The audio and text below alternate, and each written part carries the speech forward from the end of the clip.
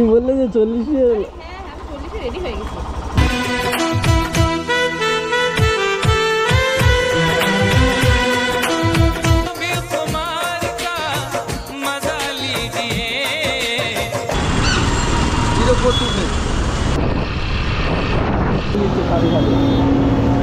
রাস্তা চেপে রাস্তার মাটি তুলে নিয়ে যায়। বন্ধুরা কি ভাবছো, কাজ করব কি করব না, এখানে গিয়ে কি পারবো কি পারবো না, কিছু ভাবার চিন্তা নেই। চলে আসো, লেগে পড়ো, কাজ ঠিক পেয়ে যাবে, অসুবিধা নেই। আমারও হচ্ছে, তোমারও হবে, অসুবিধা নেই। সারাদিনের পর গুনে গানে মোটামুটি তেল ফেল সবকিছু বাদ দিয়ে 800-1000 টাকা এসে যাবে। চাপ নিও না, চলে আসতে পারো। তো বন্ধুরা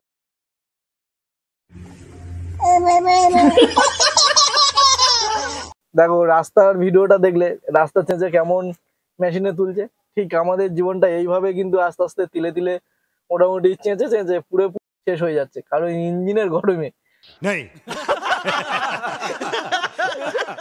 মনে বাঁচতে হয়, এটাই মেন কথা। আর বলার কিছু নেই, ভিডিওটা দেখো, কোথা থেকে কোথায় গেলাম আর কত টাকা ইনকাম হলো আজকের দিনে। আর যারা নতুন আছো বন্ধুরা, ভাইকে হেল্প করার জন্য প্লিজ লাইক কমেন্ট শেয়ার করে দিও। চলো ভিডিওটা দেখতে থাকো। সাবাস! Hi guys, welcome to back to my joint YouTube channel. আশা করি তোমরা সবাই ভালো আছো। তোমাদের ভালোবাসায় সকালবেলা বেরিয়ে পড়েছি। আজকে তো অনেক লেটে বেরোলাম, 7:10 বেজে গেছে। 6:30টায় বেরোই, 7:10 হয়েছে। তো চলো বন্ধু, আজকে তোমাদের দেখাবো কি হতে চলেছে। আর ঘড়ির কাঁটা দেখো, 7:10 বেজে গেছে। তো 7:10-এ আমি যাব এখন। প্রথম আমার কাস্টমার অপেক্ষায় দাঁড়িয়ে আছে, কাস্টমারকে নেব, রিসিভ করি। আর এই রাস্তাটা পুরো তোমাদের চেনা হয়ে গেছে, কারণ ডেলি সকালে বেরিয়ে এই রাস্তা দিয়ে যেতে যেতে ব্লগটা স্টার্ট করি।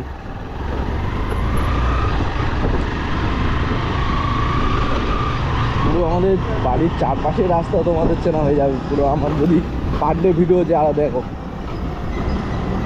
মানে বাড়ির ঠিকানা না দিলেও বাড়িতে চলে আসতে পারবে, এরকম একটা বিষয়। প্যাসেঞ্জার বললো হ্যাঁ আমি নিচে লাবি, তুমি আসো। আমি এসে দাঁড়িয়ে আছি, প্যাসেঞ্জারই আসেন। আর কিছু বলার থাকে তো দেখি কতক্ষণ লাগে। মর্নিং দিদি, কেমন আছো? যেমন রেখেছো। প্রত্যেকদিন কাজে যেতে ভালো লাগে?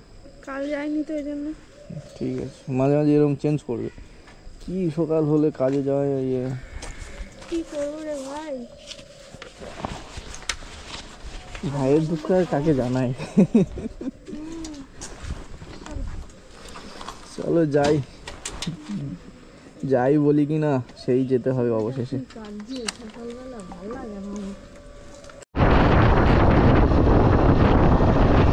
কলকাতার ঐতিহ্য হাওড়া ব্রিজ, যে ব্রিজের উপর দিয়ে এখন আমি যাচ্ছি। তো বন্ধুরা, এই হাওড়া ব্রিজে মানে কে কতবার এই যে একটু কমেন্ট করে দিয়ে তো। আমি তো প্রায় দিন আসি, মানে মাসে গুনতে গেলে বা সপ্তাহে 3-4 দিন আসি, মাসে ধরো ওরকম 12-15 দিন হয়ে যায়। তো চলো, হাওড়া ব্রিজ পার করলেই হাওড়া স্টেশন। তো তোমরা কি জানো হাওড়া স্টেশনটা কোথায়? যদি না জেনে থাকো তাহলে আমার ভিডিওটা দেখে নাও, হাওড়া স্টেশনটা কোথায়। অ্যাপসগুলো অন করি, অ্যাপস তো অন করিনি। এইটা তো আমার অফলাইনে কাস্টমার, অনলাইন চালু করে দিই। সকালবেলা অফলাইন মারা স্টার্ট করে দিলাম। আর দেখো আমি অলরেডি 13টা ভাড়া মেরেছি।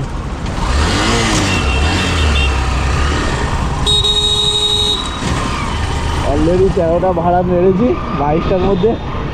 আর 9টা মারতে পারলে 395 টাকাটা পাবো। তো দেখি এখন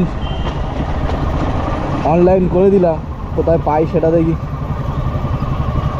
বন্ধুরা, এখন ঘড়ির কাঁটায় 8:55 বাজে, আর আমি এখানে ঢুকলাম 52-তে।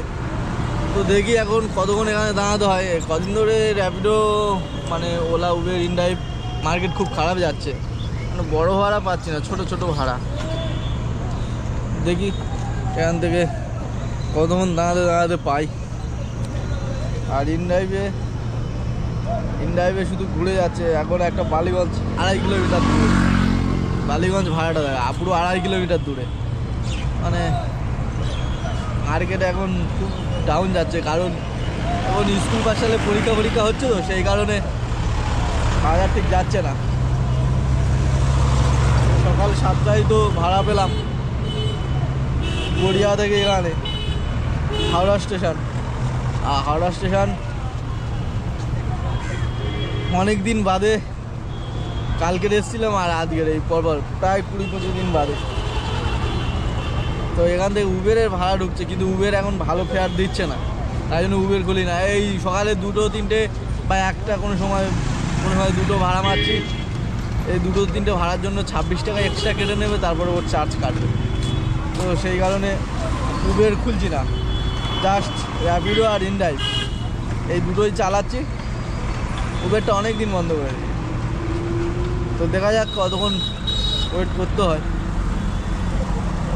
আর অনেকটা দূরেতে ভাড়া, 2.5 কিলোমিটার 3 কিলোমিটার দূরে ভাড়া। বন্ধুরা এসে তো বসে গেছি, 20 মিনিট হলো। 20 মিনিট একটাও আওয়াজ হয়নি, আওয়াজ। তো ভাবছি এখন হাওড়া এসি মার্কেটের দিকে যাই, ওদিকে যদি কোনো ভাড়া পাই। হাওড়া স্টেশনে একটাও ভাড়া নেই। চলো ফাইনালি গন্তব্যস্থান ছেড়ে চলে যাচ্ছি। ভাড়াই ঢুকছে না, ভাড়া ঢোকার কারণে এখন থেকে সামনের দিকে গিয়ে কোথাও ভাড়া পাই কিনা।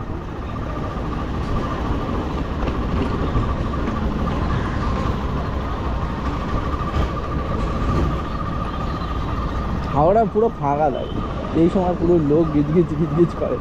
হাওড়া পুরো ফাঁকা। হাওড়া 8:10 আজকে ট্রেন নেই মনে হয়, কি বুঝতেই পারছি না। হয়তো এখান থেকে বেরিয়ে যাবো, তখন ভাড়া ঢুকবে বা ট্রেন ঢুকবে, এরকম হয় অনেক সময়। তো হাওড়া স্টেশনের মতন জায়গায় এসে ভাড়া পেলাম না। এখন যাচ্ছি ভিতরে, আর কিছু বলার নেই আমার। এখানে এসে যদি না ভাড়া পাই, এত বড় একটা জংশন এরিয়া,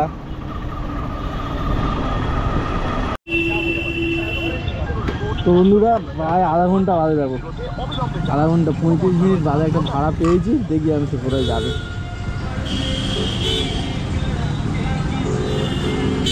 18 কিলোমিটার রাস্তা, দেখি জিজ্ঞেস করি কোথায় যায়।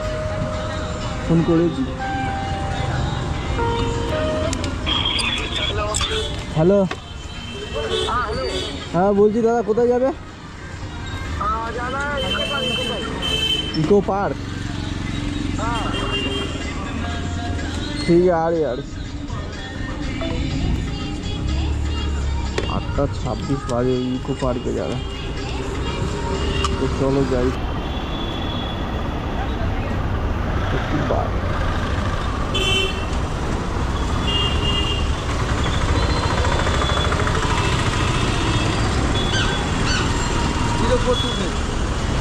जीरो 425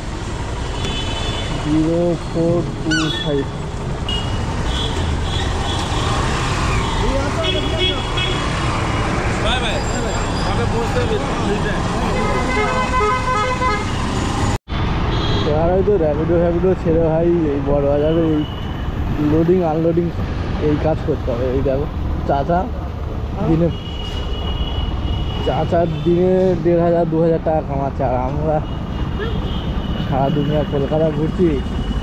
সোনাকে চিনলু বানাকে চিনলু মনুষ্য চিনলু নাই, ধন নাই বলি মোর পাকে।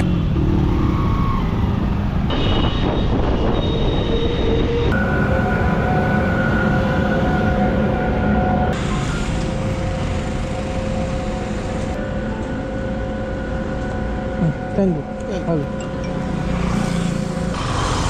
দেখো সেক্টর 5, এখান থেকে একটা সেক্টর 5 ভাড়া ঢুকেছে, কিন্তু হবে না। দেখেছো দেখে সেক্টর 5 লেট হয়ে যাবে ভাই। ওই সেই বিশ্ব বাংলা মোড় এটা ইউটিউবারদের ব্যাকগ্রাউন্ড ছবি।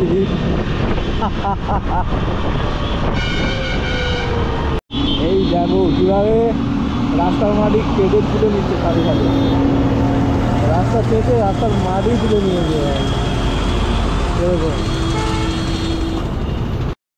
তো বন্ধুরা আমার ডান দিক বাঁ দিক দেখো, সব ভাইরা যেতে হবে সেই কেষ্টপুর খালপাড়ে, ছাড়া উপায় নেই।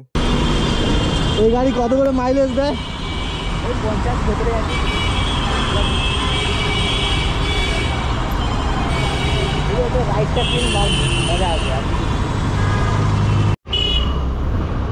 ফাইনালি লোকেশনে চলে এসেছি। ও বাবা দাঁড়িয়ে আছে।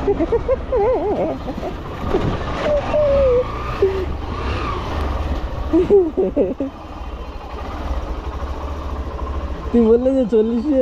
হ্যাঁ আমি 40-এ রেডি হয়ে গেছি। বাহ ভেরি গুড। দাদু এসছে তো।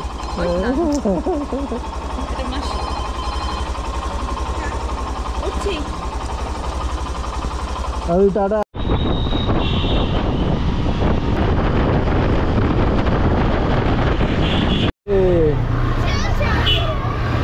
সরস্বতী দাদু চলে এসছে আমাদের যাদবপুর ক্যাম্পাসে।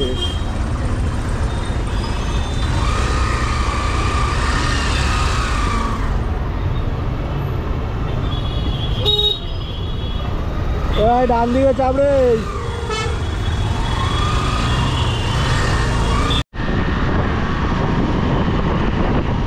বন্ধুরা ফাইনালি যাদবপুরে পৌঁছে গেছি, আর এটাই আমাদের সুলেখা ব্রিজ।